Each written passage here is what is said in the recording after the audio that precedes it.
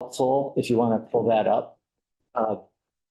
So we're going to be looking at, we meaning the House Agriculture, Food Resiliency and Forestry Committee and the House Environment Committee, looking at S.124, which is titled, I think it's at least colloquial, called the Senate Miscellaneous Agriculture Bill. It's really misnamed this year. Normally that bill that comes from the Senate has a handful of miscellaneous agricultural items. This year does not. It has essentially one item related to CAFOs and the EPA's request that we make some changes to statute to be in compliance with federal rules. So that work has been done, some of it anyway, maybe all of it, in the Senate. And we're going to have Legislative Council now walk us through the language. And I'm going to just invite you, Mike, to provide any context that you feel would be helpful at the beginning or throughout the conversation. Sure. So there is a considerable amount of context. So start with that. sure. The Federal Clean Water Act requires states that are delegated to implement the NIPTES permit program to implement those programs. And one of those programs is a permit requirement, discharge permit requirement for concentrated animal feeding operations. And the first comprehensive rule that EPA issued for permitting of concentrated animal feeding operations was in 2003, 2004. And part of that rule had a preamble to it. And that preamble was advice by EPA on how states could implement or comply with their rule. And one of the things that it said is that it encouraged states to implement non-regulatory programs or programs that did not require a permit, and including through state agencies of agriculture. So that was a statement that many advocates kind of attached themselves to, and specifically the Agency of Agriculture. They said that they could create a program at the Agency of Agriculture under which discharges were prohibited. And that was important because you only come under EPA's jurisdiction. You only come under the state delegated jurisdiction, delegated state jurisdiction, if you have a discharge. And so if there are no discharges, there's no EPA permit required, there's no A&R permit required, you just are regulated by your state agency of agriculture. And that's how the state has been operating effectively since 2004. In 2016, and soon thereafter, after the Clean Water Initiative, you directed the Agency of Agriculture to amend the required agricultural practices to address certain water quality issues.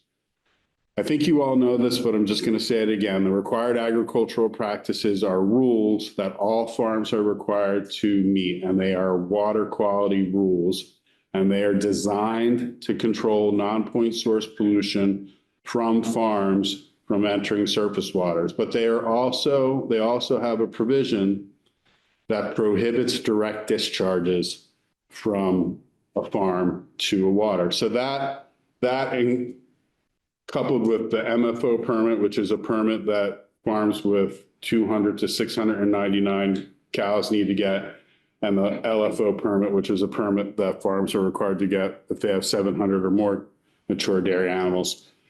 Those requirements have been the agricultural water quality program in this state. A&R has existing authority right now to permit a CAFO. When you established the Agency of Ag program in 2004, 2005, you also gave A&R that authority to require a NIPD's, BIPD's permit for a discharge from a concentrated animal feeding operation. There have been discharges from concentrated animal feeding operations.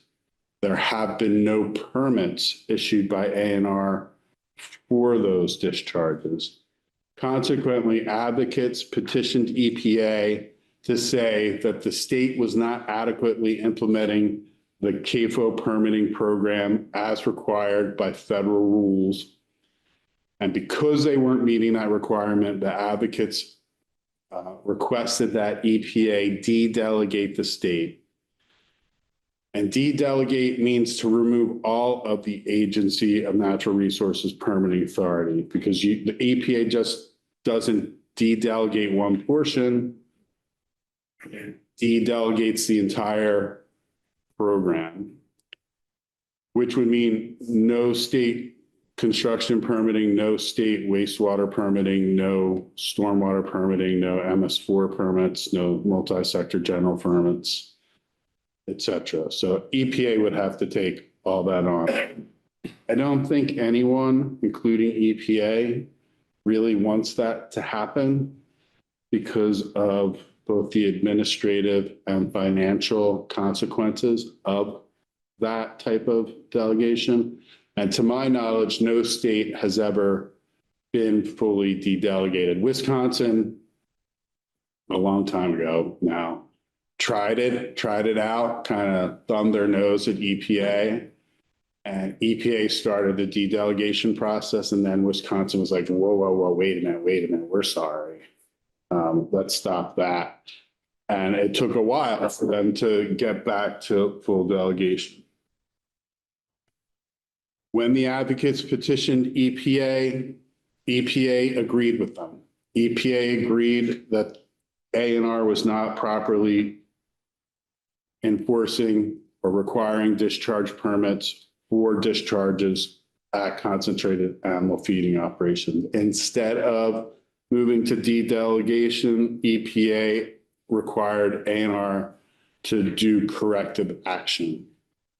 And they specifically stated what that corrective action should look like. And I can provide you with that EPA letter if you don't already have it on your committee websites.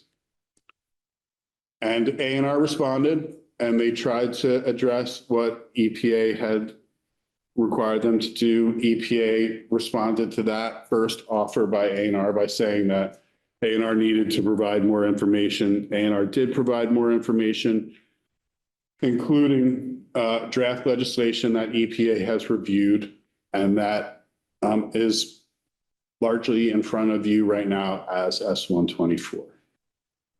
Let me just interrupt to say, observe that if we were meeting upstairs in our committee room, we would have had 9 or 10 questions by this point. And I want to be sure that everybody feels comfortable asking the questions just because we're in a different space and with a larger group too. So that, thank you. That sort of summarizes, I think, how we got to where we are. But does anybody have any questions about that? Why we're this? I think we've had some testimony. We had some testimony early in the session. I think this is the world you all live more in, the water world. Yeah, we've taken this up a few times and we welcome the chance to walk through it again. I guess, Michael, if you could articulate, like, ANR already has this authority, why are we sitting here? Why, I'm sorry. Why are we here? If ANR already has the authority to issue CAFO permits, Because they are not issuing the permits. and what's keeping them from doing it? You're going to have to talk to somebody at the agency to answer that question correctly and fully. It is a, I would say, understaffed program. And there are a substantial amount of farms that could have a discharge. And that's part of the issue, that there haven't been inspections of farms to determine whether or not there are discharges. There haven't been there has been no review of the nutrient management plan that farms are using. to determine whether or not those are adequate or adequately followed. Representative Nelson. So when you refer to there hasn't been inspections or review of nutrient management plans, are you saying by A&R, the Agency of Ag? By A&R. Okay, A&R's does go on a lot of inspections.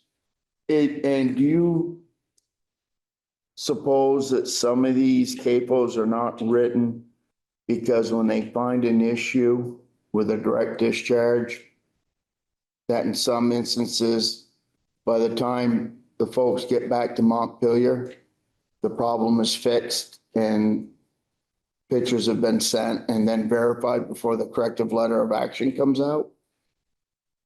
So you've hit upon a couple of key points. Yes, A&R, well, let me back up. There is a statutorily required memorandum of understanding between the two agencies about how they are going to implement and enforce agricultural water quality issues. And one of the things that it provides is when there are inspections, that there's a staff person from each agency going out for those inspections. But EPA has said that A&R needs to be the lead. A&R needs to be the one that determines whether or not there's a discharge or not. And A&R needs to be the one to determine whether or not there should be a permit or not. And you'll see language in this bill where it used to be the Agency of Ag was issuing a written determination whether or not there's a discharge. That's not acceptable to US EPA anymore. So that dynamic is changing. Will they still go out together? Yes, but there's now going to be a document, not an MOU, a document that sets out the roles and responsibilities of the two agencies. And A&R is supposed to take the prime role in enforcing that program. For the direct discharge, Pardon? for direct discharges. For direct discharges. That's a great point, and we'll see that as well. But your second point about, hey, why do we need to do this? Because the discharge has been resolved. And to an extent, that's consistent with what you, the General Assembly, has written into the Ag Water Quality chapter. You have written in the directive for the agency to work with farmers to find solutions. And sometimes you can't find a solution in February to an issue that might occur most often in July. And so that there's usually a schedule that is attached. You noted the letter that the agency sends out to farmers that might have an issue, identifying the law, identifying how there might be a violation, identifying what they need to do in order to come into compliance, and then identifying a schedule or a time frame for them to comply. That is not good enough for EPA. EPA is saying if you need to that much time, then that's an ongoing discharge. And the Agency of Natural Resources should be regulating that. That should have a permit from A&R, and it should be subject to the Federal Clean Water Act requirements. So you just kind of hit on kind of some of the heart of why EPA wants changes and why the program has been run the way it's been run. It is to an extent because the legislature told them to run the program that way.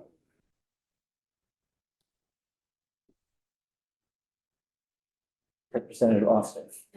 Does A&R have the funding to reach capacity to implement this program? You will see in their response to EPA that they have identified staffing needs and funding needs, and they are requesting some of those in this year's appropriations bill. I don't know where that is currently, like how much that they've received from the two bodies, and then that they will need more going into the future. And so that's a really relevant question for education of the should we start looking at the bills? So the first 16 pages address Agency of Agriculture Authority and conforming that authority to EPA's desire of having A&R be the primary or the primacy of enforcement. And this first section is in section Title 6, Chapter 215. This is the water quality chapter for the Agency of Ag. And you will see right away that there's this directive that the two agencies cooperate with each other in implementing programs for agricultural non-point source pollutants and discharges from concentrated animal feeding operations. You told them to cooperate. And now you will see that there was a memorandum of understanding that was supposed to reflect that cooperation. That reference to the MOU is being struck. You will see the references to the MOU struck multiple times in this bill. And instead, they're being directed to cooperate. The Agency of Ag is going to cooperate with A&R in the implementation of the Clean Water Act CAFO program, and the Secretary of Ag shall implement the state's comprehensive non-point source program.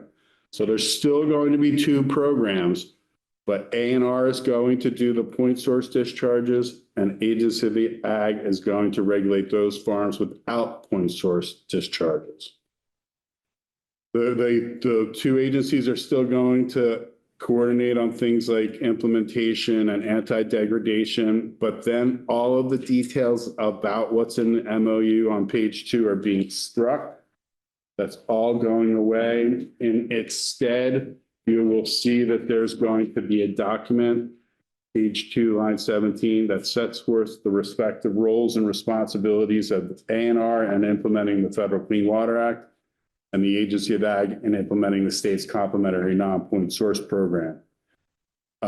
It's got to be consistent with the federal NIPTES permit program, so EPA is going to be involved in that development of that document and approving that document.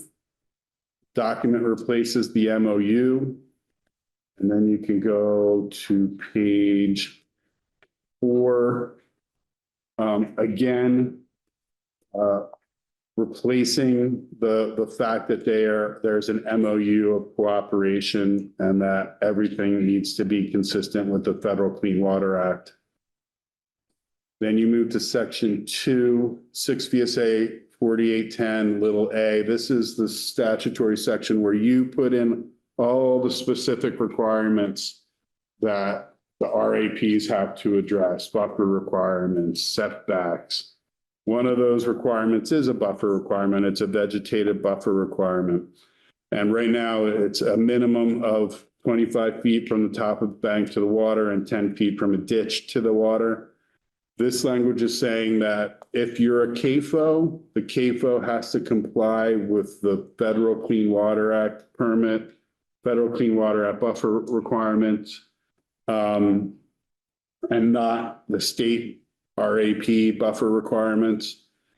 And so a farm determined to be a CAFO that requires a CAFO permit shall instead comply with the setback and buffer requirements established in the federal CAFO regulations. As I just said, under the state, it's 25 feet between crop and water, 10 feet between ditch and water. Feds is 100-foot setback for application of manure and other nutrients, unless you have a 35-foot buffer. But you also have an opportunity to show alternative practices that qualify you as not requiring a setback or a buffer. And you will see that in many states. Many states will say, if you do these types of practices, you don't need a buffer or you don't need a setback. So that will be a possibility under this program. Moving on to section 3, you get the permit requirements for large farms. Currently in Vermont, large farms, those with 700 or more mature dairy cattle, have to get a permit from the Agency of Agriculture. It is not just a water quality. The large farm permit predated the water quality requirements, and it was a permit basically about land use and potential effects of the large farm. So there is a process where when a large farm is proposed or when a medium farm is being proposed to expand in a municipality to become a large farm, it involves a public hearing, public meeting. The Agency of Ag has authority under the large farm rules under things called like noise, dust, vectors, pests. And so the large farm permit is going to remain.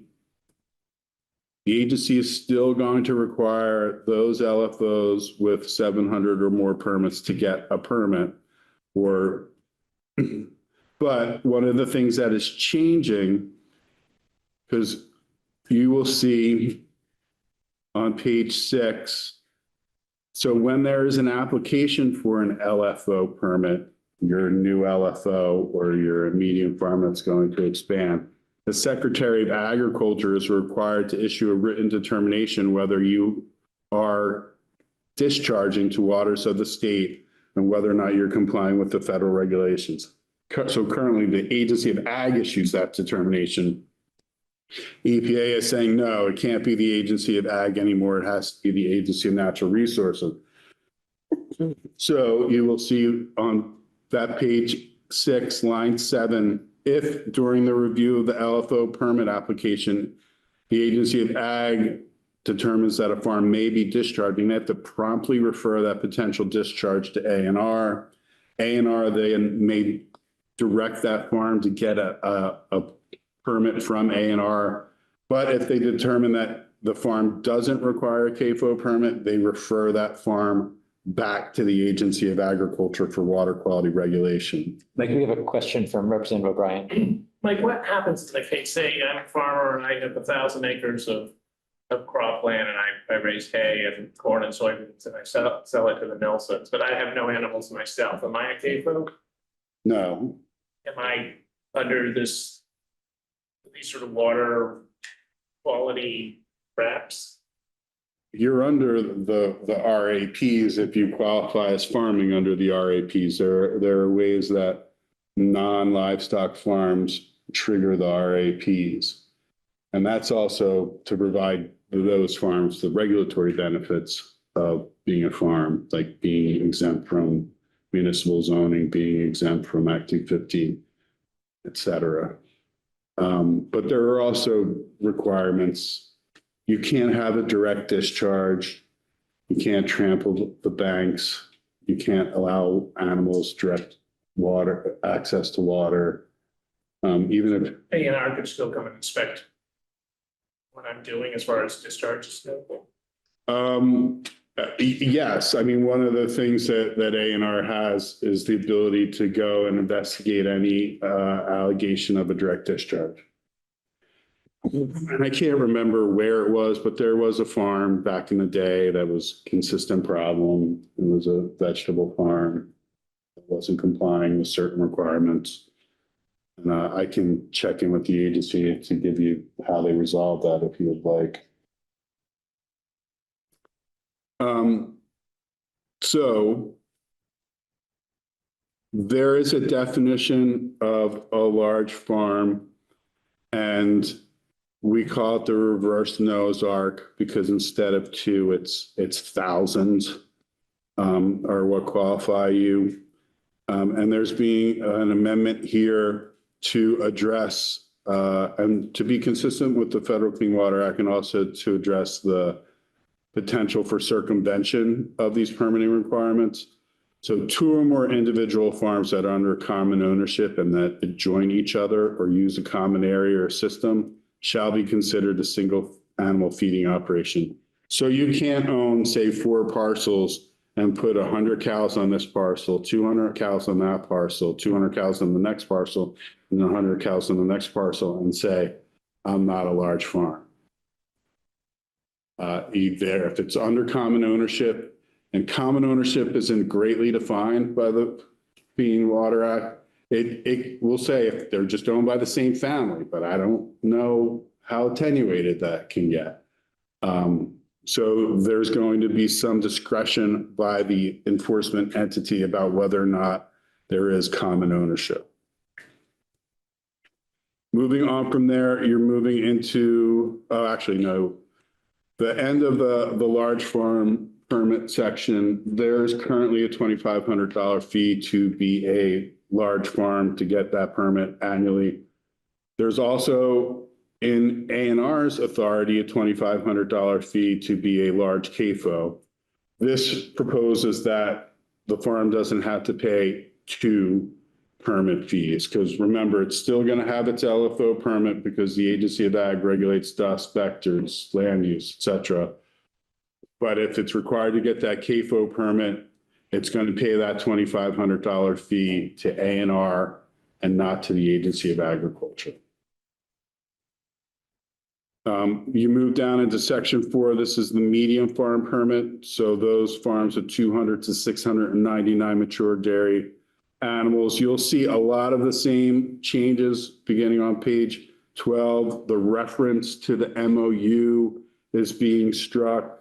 No more MOU. There's going to be the document that EPA approves that sets forth the roles and responsibilities of each. Got a question, Mike, Representative Nelson. Yeah, thank you. Council, you say 200 to 699 dairy. What's the number for cow-calf operation?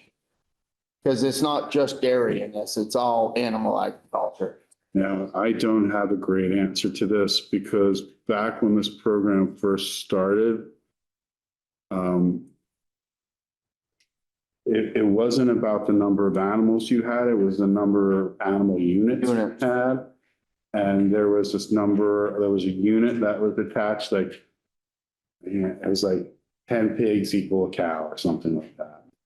And you would have to do that calculation, and EPA moved away from the animal units. And I don't know how they're doing that for the purpose of this regulatory threshold. Say you had, I don't know, say you had 150 mature dairy cattle, but you have 75 heifers, or you have 75 beef cattle. I don't know how they're dealing with that. Yeah, we found on page 7, it's 1,000 cattle or cow-calf pairs. Mature dairy cows. Sure. Are equivalent to 1,000 head of cattle or cow-calf pairs, 1,000 field calves, which to me seems off, but anyway. But I think your question is reasonable, and what combination of any of these is going to trigger, or are they just looking at those thresholds for the specified animal? And that's going to be a question for A&R and how they're going to do that enforcement.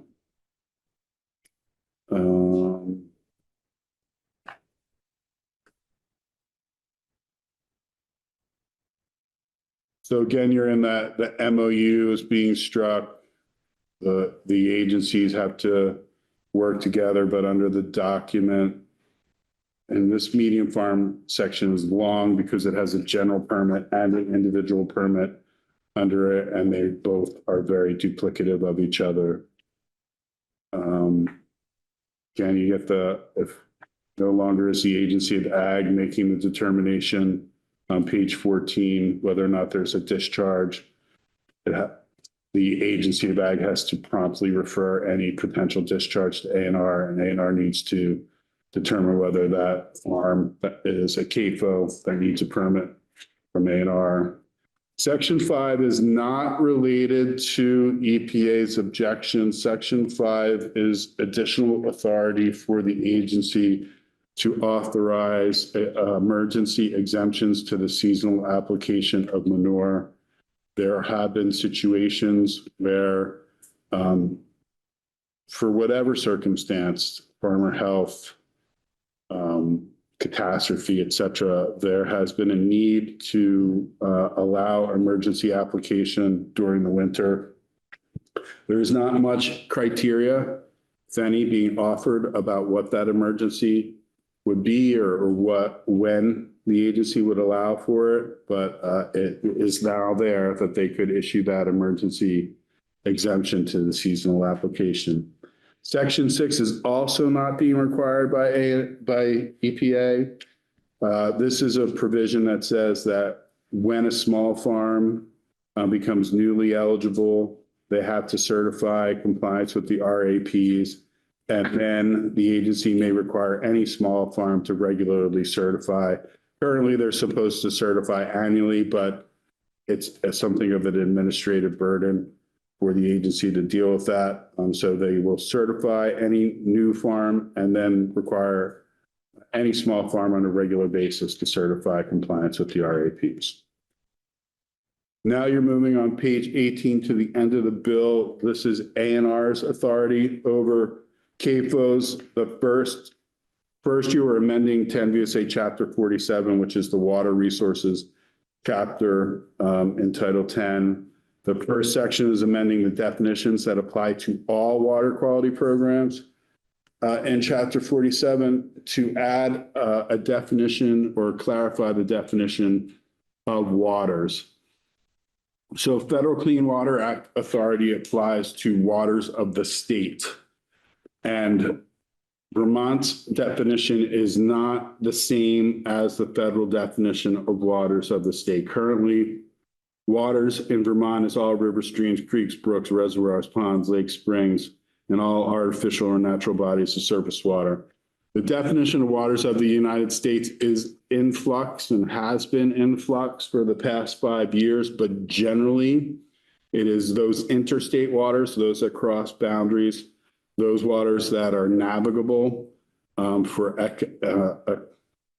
economics and or recreation or transportation, those tributaries to those navigable waters.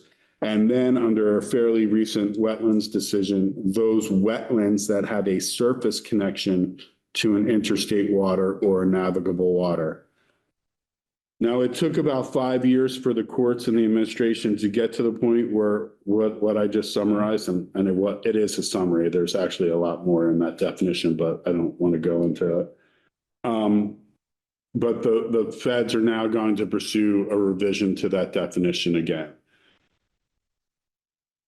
But for purposes of this bill, there was a discussion about whether or not to just limit the CAFO program to discharges to waters of the state, which would have been a narrower subset than the state's current jurisdiction.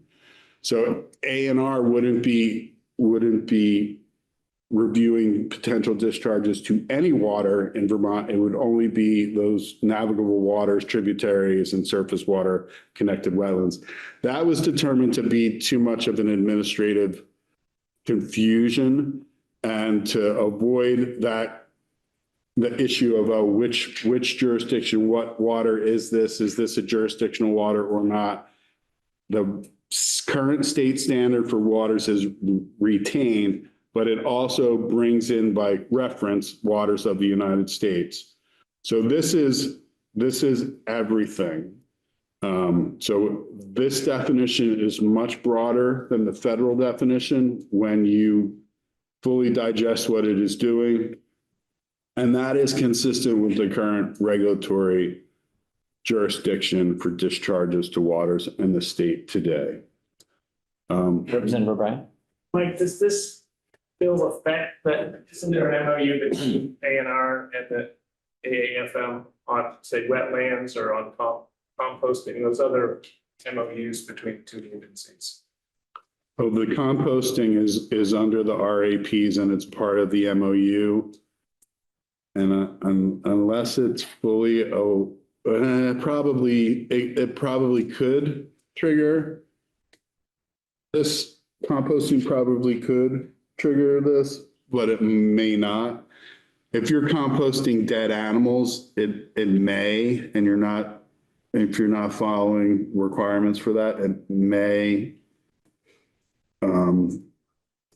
It's really going to be fact specific.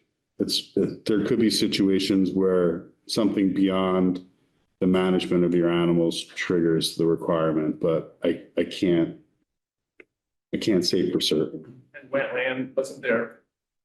Well, wetlands, there's two separate. So US EPA does not regulate wetlands. The US Corps of Engineers regulates wetlands. And so the Corps already only enforces on those wetlands that fall under the waters of the United States jurisdiction. Whereas the definition of wetlands in Vermont is much broader than the waters of the United States wetlands. So there's an A&R is the one that regulates wetlands, but there's both an exemption and an allowed use for farming in Vermont. So if you were in existence prior to 1983 and farming in a wetland, that is totally exempt from A&R's authority, as long as you maintain farming. If it occurred after that, you're an allowed use, as long as you don't fully convert that wetland. So there's that. So nothing changes. as far as- Nothing changes with that. Right, you, in the first half of the bill, you called out the two sections that were not added to make the EPA happy. So I'll assume that you'll mention any language in the second half that is discretionary in that sense. So what you've covered, All the rest of it is required by EPA. all the rest of it is okay. So let's move on to the actual establishment of the program at EPA, or not necessarily the establishment, the kind of strengthening of the program. There's a new subchapter being added to the water resources chapter in chapter 47. The key definition is the animal feeding operation. You need to be an AFO before you're a CAFO. If you're not an AFO, you don't need a CAFO permit. So even if you had a potential discharge, and you're not an AFO, A&R might have authority, but they wouldn't have authority to regulate you as a CAFO. So what's an AFO? It's a lot or facility where the following conditions are met. Animals have been, are, or will be stabled or confined and fed or maintained for a total of 45 days or more in any 12-month period, and crops, vegetation, or forage growth are not sustained in the normal growing season over any portion of the lot or facility.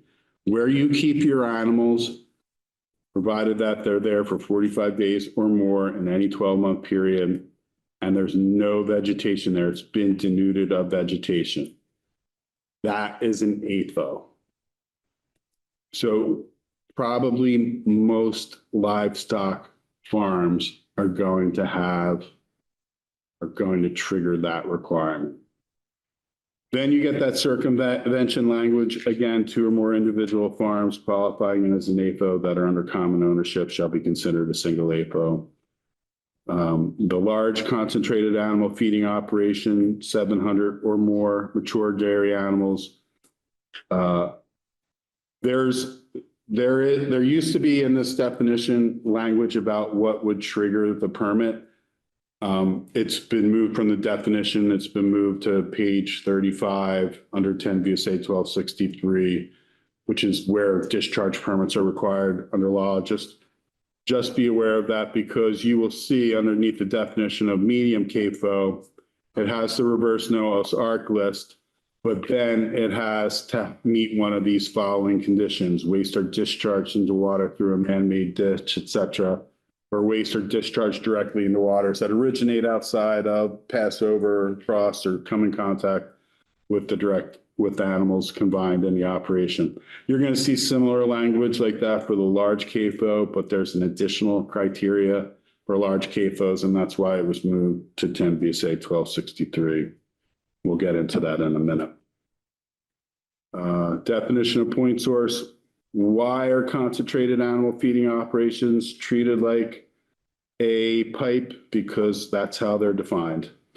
A point source means any discernible, confined, and discrete conveyance, including a pipe, ditch, channel, tunnel, conduit, well, discrete, fissure, container, rolling stock, concentrated animal feeding operation. So any water, waste, pollutant coming off of a concentrated feeding operation is the same as if it was coming out of a pipe. But it does not include agricultural stormwater discharges, and we'll talk about that in a minute.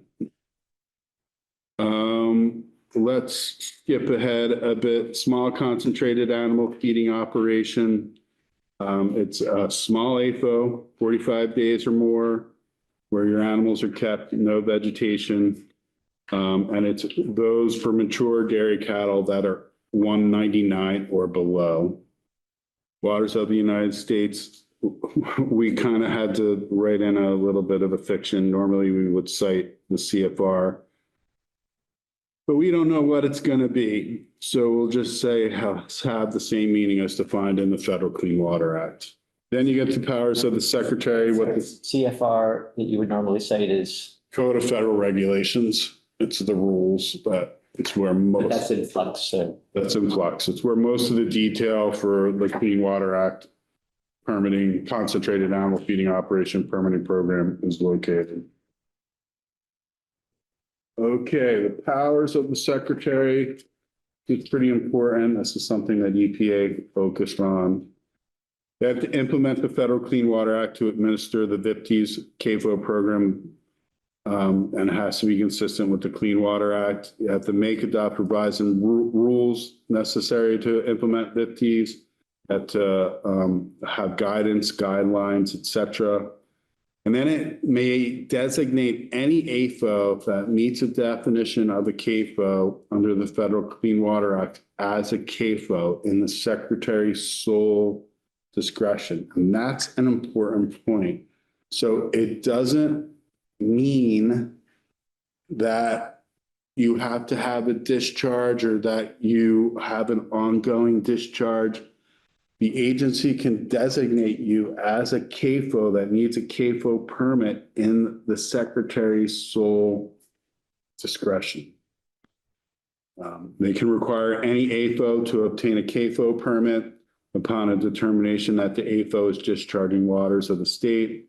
Designate any small AFO as a CAFO if there's an on-site inspection and then the secretary determines that one or more of the following factors are occurring or require the permit: the size of the AFO, the amount of waste reaching water, the location of the AFO, means of conveyance, slope, rainfall, et cetera, site conditions, and other relevant factors.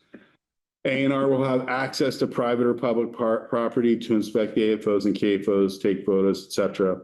I was asked at one point in the Senate Committee on Agriculture, will this mean that A&R will just be walking onto farms? I said yes, but the Secretary of Natural Resources was there and she said no. She said that's not what they would be doing, that they would be calling ahead, they would be scheduling compliance inspections, et cetera. They are not going to just be walking onto farms, according to the Secretary of Natural Resources. Then you get to the actual CAFO permit requirements. So the discharge of manure, litter, or processed wastewater to waters of the state from a permitted CAFO as a result of the application of those substances is a discharge, except where agricultural stormwater discharge. So what does that mean? Water.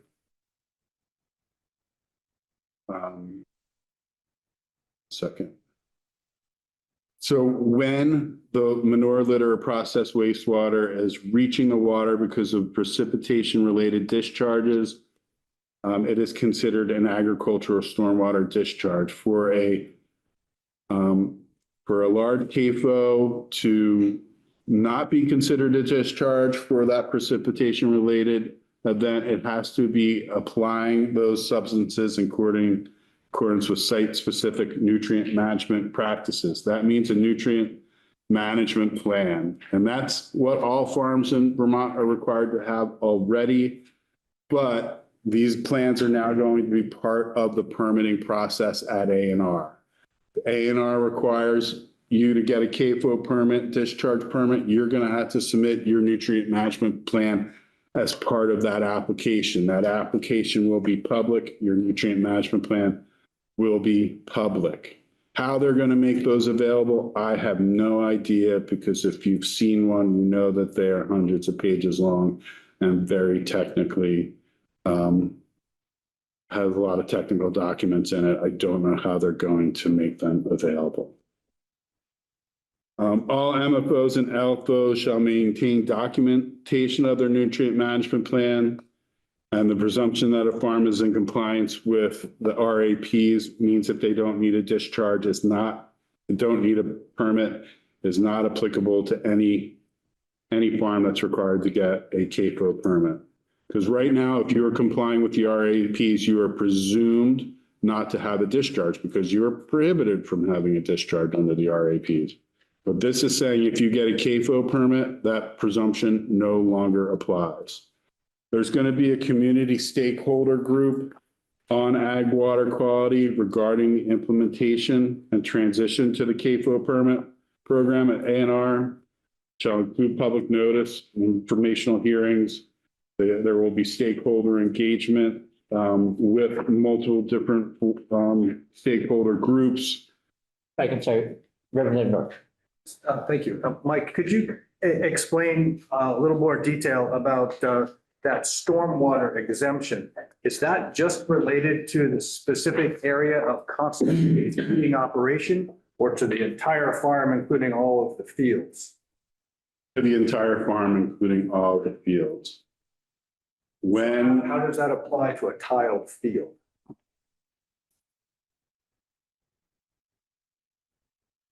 As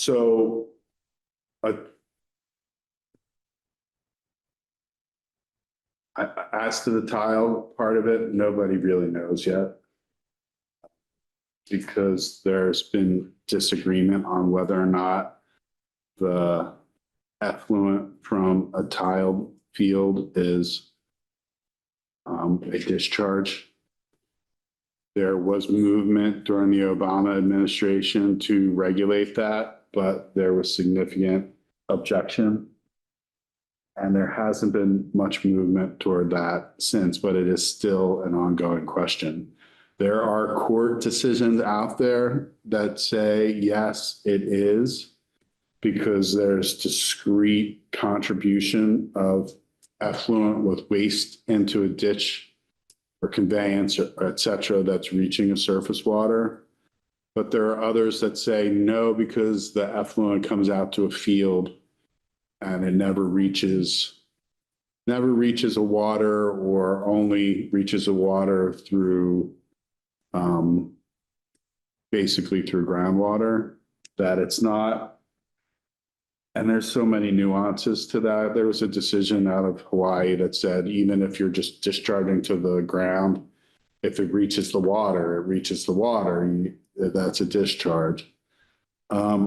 So is this verbiage in here getting a little bit more explicit and helping to clarify some of that with that explicit exemption for stormwater discharge? I think basically how that exemption has been implemented, and it's not the clearest thing. Literally, when the rule was enacted and then clarified and then litigated between 2004 and 2007, there was a point where there were 6 attorneys sitting in the House Ag Committee room, and we didn't know what it meant.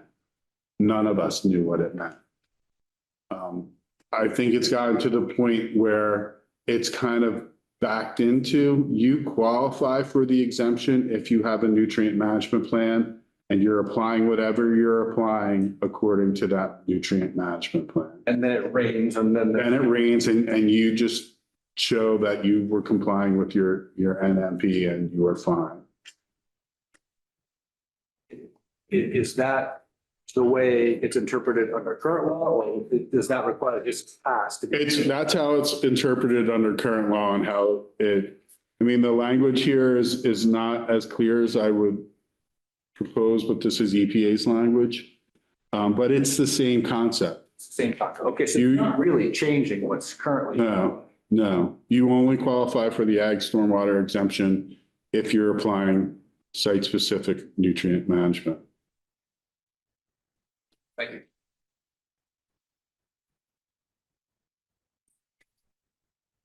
So the stakeholder group, it's going to be looking at multiple things. I mean, multiple things, like multiple things. And it's going to report back to you on February 15, 2026. One of the things it's going to assesses whether the regulatory structure for administering an ag water quality program is sufficient to assure that water pollution is controlled consistent with the Clean Out Water Act, or whether sole regulation by A&R over water quality on farm should be implemented. And that's a core question. It's been a question for a long time about whether or not there should be the dual programs, whether or not there should just be one program. They're going to recommend any statutory amendments or other changes to the CAFO program. Then you get into several conforming sections. This is the prohibition on discharges. You'll see that there are exceptions currently if you are complying with the required agricultural practices. This language on page 30 says you don't get that exception for complying with the RAPs if you're required to get a federal CAFO permit. Then on page 31, you're seeing that language being struck, nor shall these provisions regulate discharges from concentrated animal feeding operation. So that's really just restructuring that exception. Again, the reference to the MOU between the two agencies is being struck. There's going to be the document that sets out the concurrent jurisdiction. EPA has to approve. The document replaces the MOU. The secretary posts a document for public comment, et cetera, et cetera. The document has to be reissued every 5 years. And then you get to section 11, discharge permits. This is just clarifying a couple of things that are part of the permit application process. The secretary may require any applicant to submit any additional information that the secretary considers necessary before issuing a permit application completeness. So a permit application completeness determination is not your permit. It's before they even review your application. So if you submit all this information and the agency says, no, you need to submit more, you might go beyond your permit term. And so you need to know that there are situations where what they'll do is administratively continue your permit, but there's this opportunity that if you're not playing nice with them, that your application will not be reviewed and you could be considered out of compliance. So if they request information, you need to supply it. There's language on page 34 related to A&R adopting rules for the CAFO program. That's all being struck. Instead of that, they are being directed to issue a CAFO general permit by December 15, 2025, and implement that permit by July 1, 2026. And the secretary may direct a large farm, a farm to apply for an individual or general CAFO permit. Then you get to the large CAFO discharge criteria. Remember, this was in the definition section at once, and it was moved out of it. So a large CAFO has to get the CAFO permit if they are discharging, or there are discharges directly into waters that originate outside, pass over, or go through, or touch the animals in their facility, or they have a precipitation-related discharge that has occurred that was not in accordance with the site-specific nutrient management practices instead ensure appropriate ag utilization of the nutrients. So that would be a discharge if they're not complying with the nutrient management plan. Key note, this is different from the medium farms. The medium farms doesn't have that last trigger. The medium farm is there has to be a discharge, or there was a discharge that originated outside and passed over and through the facility. How the precipitation related discharges, how the nutrient management plan will be implemented on the medium farm. I think there's going to be a little bit of need to address that in the CAFO general permit and the CAFO permitting.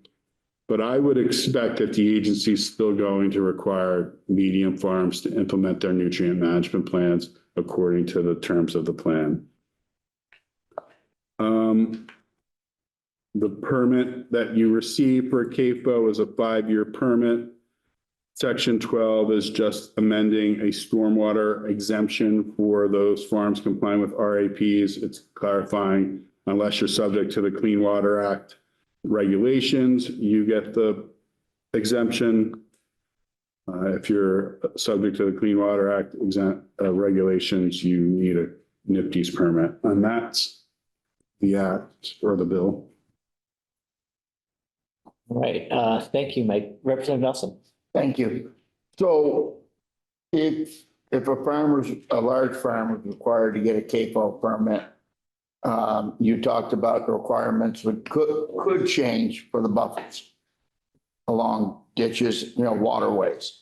Right now it's 25 or 10 feet. It could be required to go to 100 feet unless special. 100-foot setback, not 100-foot vegetated buffer. No, I understand. 100-foot setback from manure being applied. Unless certain Right, unless you. practices are shown. Right. You see it down a 70-foot buffer. Yeah. What else would be different for a CAFO over an LFO permit? Is it essentially the buffers? I mean, I understand if you have a CAFO, then you set up a timeline to enact the practices to prohibit the discharge from happening. But are there other rules? I don't know yet. That's gonna be in the Stakeholder. CAFO permit that's gonna come out. Now, I could see things, inspection requirements changing, reporting requirements changing, documentation changing. But practices, I don't know if practices are gonna change that much. To an extent, the state program and the state rules are stricter. Because under the federal rules, you're not going to be regulated against if the discharge from your CAFO is from a 24-hour, 25-year storm. That's not in Vermont law. So Vermont farms don't have that kind of, just because it was a heavy precipitation event, they're not subject to permitting or enforcement. But feds do. So there's going to be some differences. What they are, I don't know all of them. Is that what I am hearing from farmers comparing Vermont to New York? Is that one of the big differences? New York has that protection from the big rain event and we don't enjoy that same protection. Yeah, We're held to a different standard. I mean, there are different standards between the two states. New York doesn't have a winter manure ban. The most farms, not all. It depends on who you talk to about whether or not most farms have a CAFO permit or not. Some allegedly do, some don't. If they do, I've been told that a lot of them don't have to, they prove that they have alternative practices that don't require the vegetative buffer. And therefore don't have to put in the 35-foot or the 100-foot setback. I don't know if that answered your question. No, that's fair. But the other aspect to remember also is that Vermont is subject to the Vermont TMDL for Lake Champlain, and New York is subject to the New York TMDL for Champlain, and they are not the same thing. And the requirements for Vermont to meet the load reductions that it has is significant for agriculture. So if you were going to change a regulatory program to make it less lenient or to allow for more discharges, you're probably going to implicate the TMDL and the load reductions and then you're back into a question of whether or not the TMDL is meeting federal requirements for a TMDL. Okay.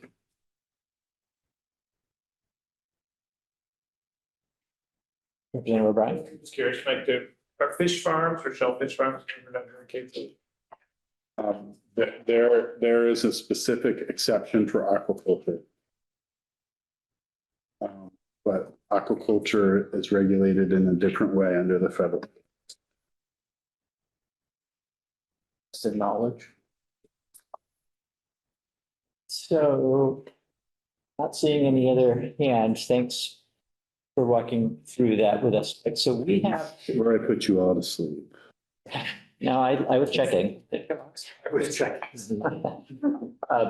We're in our committee going to continue taking testimony this week from, we're going to hear from both the Agency of Natural Resources and the Ag Agency. We've been asked to hear testimony from a couple of other witnesses. We're going to try and move things along fairly quickly so that the committee can also spend as much time as you need with the bill. Obviously, half of it is changing the title that we normally deal with, and the other half is Title 10 or whatever it is. So, and we all know that even though it's only April, that the session will be over at some point sooner than we think. So we do need to move things along. But in any case, thank you for joining us. Yeah, thanks for having us, letting us join. Last thoughts or questions? Just, the effective date is July 2025. That's 2 months away. Yes, that's to So- meet the EPA requirements. To meet the EPA requirements. Just to get it started. To get it started. Yeah. Okay. Gotcha. This is more of a comment question. I would just like to ensure that everyone is aware of that offer I have on the table to all members of the Environmental Committee, the Agricultural Committee, and the Judiciary Committees to come visit Panton, Madison, in Madison County, Vermont, to visit the Boston Belt Farm and several lakefront property owners on either this Saturday, May 3rd, or this coming Monday, week from yesterday, May 5th. 2 groups of people coming. I know some of you signed up and then ran into conflicts and had to back out, so there are positions available. So if you want to come join us for that, and directly put your eyes on the lands that's bill will affect. You're happy. Let me know. All right, good. Well, thanks, everybody. Thank you. Thank you. Thank you, Chair.